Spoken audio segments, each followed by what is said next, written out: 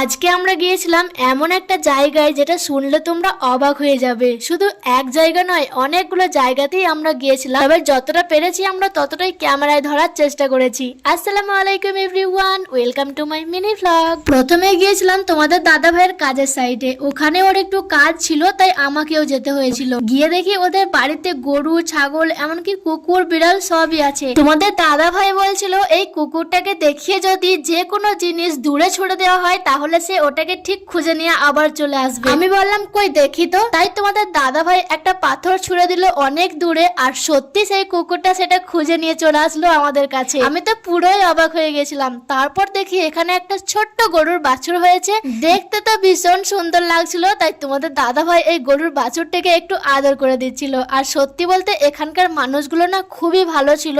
আমরা গিয়েছিলাম সকালের দিকে, প্রায় 10টার সময়। সকালে গেলে আমাদের বেশ বাজার হাটটাও সেরে নেওয়া হয়। আর এই সময় গেছিলাম বলে ওই বাড়ি মালিক আমাদেরকে চা খাইয়েছিলেন, কিন্তু আমি আর সেটা ভিডিও করতে পারিনি। তবে পরে আবার যদি কখনো এই গ্রামে আসি তাহলে তোমাদের পুরো এই গ্রামের বাড়ি শেয়ার করব। কাজ মিটিয়ে আমরা বেরিয়ে পড়লাম বাজারের দিকে। এখানে একজন দোকানদার বলছিল যে একটা রুম খালি আছে, চাইলে তোমরা নিতে পারো।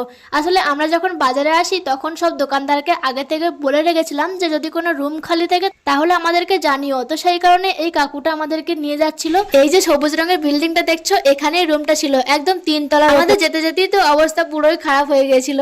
যাই হোক, উপরে উঠে ছাদ থেকে পুরো কর্ণাটক থেকেই দেখা যাচ্ছিল। রুমটা মোটামুটি ভালোই ছিল, তবে প্রবলেম একটা জায়গায় হয়ে গেল। কারণ এই এক রুমের মধ্যেই ছিল কিচেন, বাথরুম সবকিছুই। তাই আর নিলাম। যেহেতু আমাদের অনেকটা দেরি হয়ে গেছে তাই ভাবলাম আর কিছুদিন অপেক্ষা করলে আমরা আমাদের পছন্দের মতো ভালো ঘর পেয়েই যাব। এতগুলো জায়গায় ঘোরাঘুরি করতে করতে আমাদের তো প্রচন্ড খিদে পেয়ে গিয়েছিল। তাই প্রতিবারের মতো আমরা যেখানে বিরিয়ানি খাই রেস্টুরেন্টে গিয়ে আবারও চিকেন বিরিয়ানি খেয়ে নিলাম, আর তারপরে সোজা চলে গেছিলাম বাড়ি। তো আজকের মতো এই মিনি ভ্লগটা এই পর্যন্ত। আবার দেখা হচ্ছে তোমাদের সাথে এমনই একটা অন্য কোনো মিনি ভ্লগে। ততক্ষণ সবাই ভালো থাকো, সুস্থ থাকো। আল্লাহ হাফেজ।